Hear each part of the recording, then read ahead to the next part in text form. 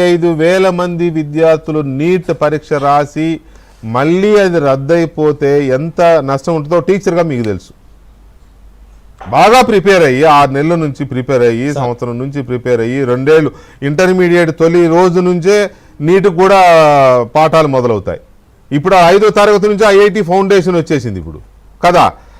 ఇంత కష్టపడి చదివిన పిల్లలు నీట్ ఎంతో కాన్ఫిడెన్స్తో నీట్ ఎగ్జామ్ రాస్తే వాడెవడో ఎక్కడో పేపరో లీక్ చేస్తేనో 4 ప్రశ్నలు లీక్ చేస్తేనో మొత్తం పరీక్ష రద్దయిపోతే మళ్ళీ వీళ్ళు ఎగ్జామ్ రాస్తే ర్యాంకులు పేరు మారిపోతాయి కదా. ర్యాంక్స్ వస్తుంది అనుకున్నోడికి రాదు అనుకున్నోడికి వస్తుంది. పాపం వచ్చేవాడు అదృష్టవంతుడు, రానోడు దురదృష్టవంతుడు. దాన్ని మనం ఏం చేయలేం. కానీ ఇక్కడ నా పాయింట్ ఏంటంటే ఆంధ్రప్రదేశ్ నుంచి కూడా నష్టపోయిన పిల్లలు చాలామంది ఉన్నారు, వేలాది మంది ఉన్నారు.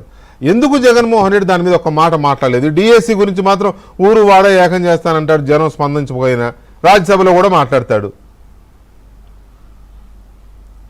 వెంకటకృష్ణ గారు సార్, నీట్కి సంబంధించి జరిగిన ఎపిసోడ్ అంతా కూడా మనందరం దేశం మొత్తం కూడా చర్చించింది, పార్లమెంట్ చర్చించింది, అన్ని రాజకీయ పక్షాలు కూడా చర్చించాయి. దాని సుప్రీంకోర్టు దానిలో కాక్రోచ్ అనే మాటకి అభిజిత్ అనే అతను ఒక సోషల్ మీడియాలో అదంతా ఓకే రెస్పాన్స్ వచ్చింది, పెద్ద దీక్ష జరిగింది. ఒక్కసారి అంత పవిత్రంగా వాళ్ళు విద్యార్థులు చేసిన దానికి ఈ అవినీతి దుర్మార్గ పార్టీకి మీరు వాళ్ళు రెస్పాండ్ అవ్వమంటాం, వాళ్ళ జంజీ వీళ్ళ జంజీ ఏంటి?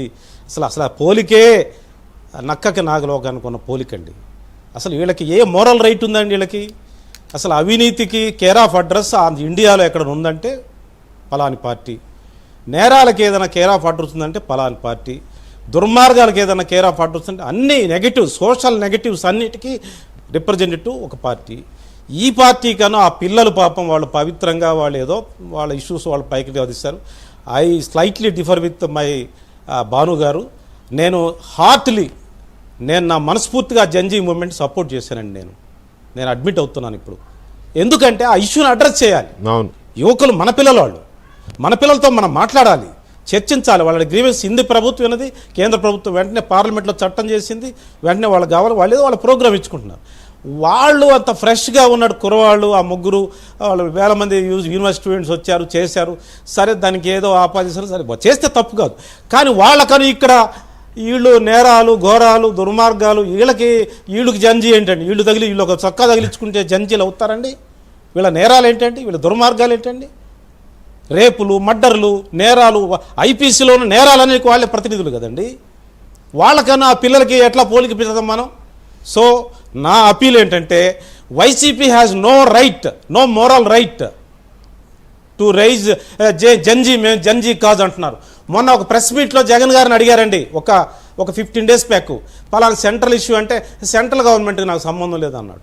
కేంద్ర ప్రభుత్వం ఎందుకు పార్లమెంట్లో ఎందుకున్నారండి మీరు? పార్లమెంట్లో ఎందుకున్నారండి మీరు? పార్టీగా ఎందుకు రిజిస్టర్ చేసుకున్నారండి మీరు? మరి ఈరోజు నేను నీటి మీద మాట్లాడినప్పుడు పార్లమెంట్లో మీరు ఎందుకు మాట్లాడలేదు? అంటే మీరు కేంద్ర ప్రభుత్వాన్ని, మోడీ గారిని, అమిత్ షా గారిని డిస్ప్లే చేస్తే ఏమవుతుందో మీకు తెలుసు. మీ భవిష్యత్తు ఎక్కడుందో తెలుసు.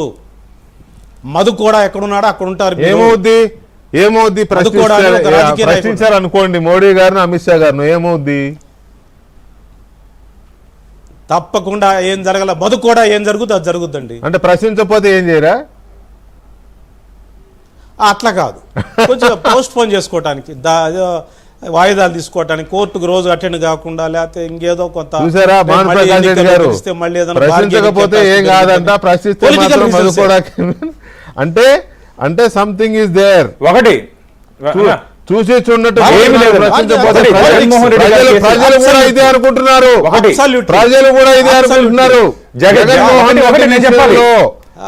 కేసులు లేట్ అవుతున్నాయి.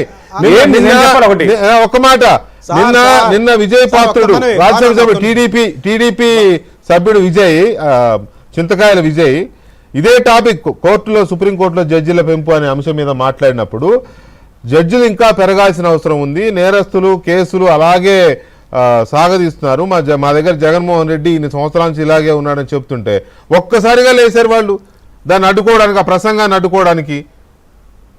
వాళ్ళంతా అలట్టుకున్నారు చూడండి ఆ సగడికి రాకుండా.